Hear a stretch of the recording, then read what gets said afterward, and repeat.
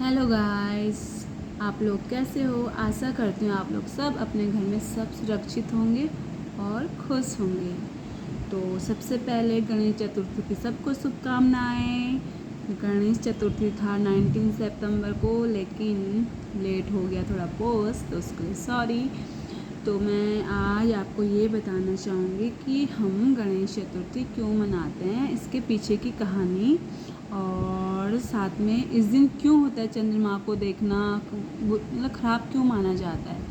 तो उसके पीछे की मैं आपको कहानियाँ बताती हूँ, तो आप सुनिएगा। तो एक बार क्या होता है, जो कुबेर होते हैं धन के देवता, वो शिव और पार्वती को अपने घर में आमंत्रित करते हैं भोजन के लिए, वो भी जानबूझकर कि उनके पास कितना धन है, वैभव है। तो ये बात गणेश जी जान जाते कि कुबेर के मन में क्या चल रहा है। तो वो आमंत्रित करते हैं शिव और पार्वती को, लेकिन शिव मना कर देते हैं कि वो किसी कारणवश नहीं आ सकते। जब शिव ही नहीं जा सकते थे तो पार्वती कैसे जाती। इस कारण वो गणेश भगवान जी को कुबेर के साथ भेज देते हैं उनके महल।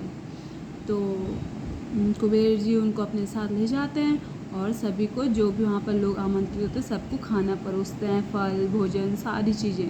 तो गणेश जी तो उनकी मनसा जानते थे कि कुबेर ने ऐसा क्यों किया। तो कुबेर तो वो सारा खाना खा जाते हैं, साथ में उनका महल भी, महल के जो सोने के बने होते हैं उनको भी मतलब हजम कर लेते हैं। वो भी जानबूझ के ऐसे करते हैं कि कुबेर को अपना जो घमंड है वो टूट जाए। तो धीरे धीरे धीरे करके वो सारी चीज़ें खा जाते हैं। कुबेर जी परेशान हो जाते हैं। तो कुबेर जी समझ जाते हैं कि ये कोई चमत्कारी है। तो उसके बाद गणेश जी से माफ़ी मांगते हैं, कहते हैं मुझे माफ़ कर दो कि मेरे अंदर जो भी मतलब गलत धारणाएं थी या मनसा थी कि मैं भगवान जी को नीचा दिखाऊंगा, कि मेरे पास कितना वैभव है, धन है, तो उस चीज़ के लिए मुझे माफ़ कर दो। तो गणेश जी उनको माफ़ कर देते हैं और इस कारण कुबेर जी का भी जो घमंड होता है वो टूट जाता है। तो कुबेर जी क्या करते हैं, उनके लिए कुछ फल लड्डू वगैरह देते हैं और वहाँ से निकल पड़ते हैं श्री गणेश जी। तो वो क्या करते हैं, जो भी लड्डू होते हैं, फल होते हैं, अपने कमर में बांध देते हैं, क्योंकि उन्हें अपने भाई कार्तिक को वो फल फ्रूट वगैरह सब कुछ देना था। तो जैसे अपनी मूसक सवारी में बैठते हैं, तो मूसक तब तक रास्ते में एक सांप देख लेता है। तो वो डर के कारण उछल पड़ते हैं। जैसे उछलते हैं तो गणेश जी दूसरी जगह पड़ जाते हैं, उनके जो कमर में फल वगैरह लड्डू वगैरह बांधे रहते हैं वो नीचे पड़ जाते हैं। तो मूसक तो उठा नहीं सकते थे। तो गणेश जी भी बहुत मोटे थे, उनकी भी तोंद बाहर आई थी। तो जैसे वो भी उठाने के लिए होते हैं, वो भी उठा नहीं पाते क्योंकि बहुत ही ज़्यादा मोटे थे।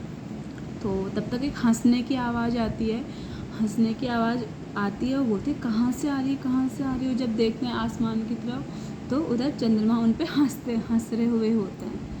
तो इस कारण गणेश जी शर्मिंदा तो होते हैं, लेकिन बाद में महसूस करते हैं चंद्रमा मेरी मदद करने के बजाय मुझ पे हंस रहे हैं। वो क्या करते हैं, गुस्से से उनको श्राप दे देते हैं कि हे चंद्रमा, तुम अपनी आज के बाद तुम अपनी रोशनी खो दोगे, और जो भी तुमको आज के दिन देखेगा उस पर कोई ना कोई कलंक जरूर लगेगा। ये जैसे चंद्रमा को ये श्राप मिलता है, वो एकदम उनसे माफ़ी मांगने लगते हैं और विवश होकर बोलते हैं कि अगर मैं ही अपने उजाले से जग को रोशन नहीं करूँगा तो मेरे होने का क्या फ़ायदा होएगा। तो फिर इनकी व्यवस्था को देखकर गणेश जी थोड़ा अपना गुस्सा शांत करते हैं और कहते हैं मैं अपना श्राप वापस तो नहीं ले सकता, लेकिन हाँ ऐसा ज़रूर होगा कि तुम अपनी रोशनी खो तो दोगे, लेकिन माह में सिर्फ एक बार। उसके बाद तुम क्या करोगे, धीरे धीरे करके अपने आकार में आओगे और जग को फिर से रोशन करोगे। तो इस उपरांत 15 दिन बाद चंद्रमा अपने पूरे आकार में आते हैं, जिसको हम पूर्णमासी भी कहते हैं। तो ये थी चंद्र चतुर्थी की कहानी कि क्यों हम मतलब चतुर्थी के दिन चंद्रमा को गलत माना जाता है।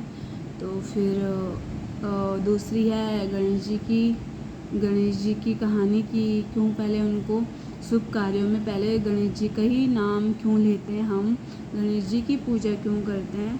तो उसके पीछे की कहानी है कि एक बार पार्वती माता स्नान करने के लिए जाती हैं और अपने जो लेप होता है उपटन का, उससे एक मूर्ति बनाती है और उस पर प्राण स्थापित कर देती है। और जब उस पर प्राण स्थापित हो जाते हैं तो उनका नाम वो विनायक रख लेती हैं। तो जब वो विनायक उनका नाम रख लेती हैं तो उसके बाद वो उन्हें बोलते हैं कि मैं यहाँ स्नान कर रही हूँ, तो आप यहाँ किसी को मत आने देना।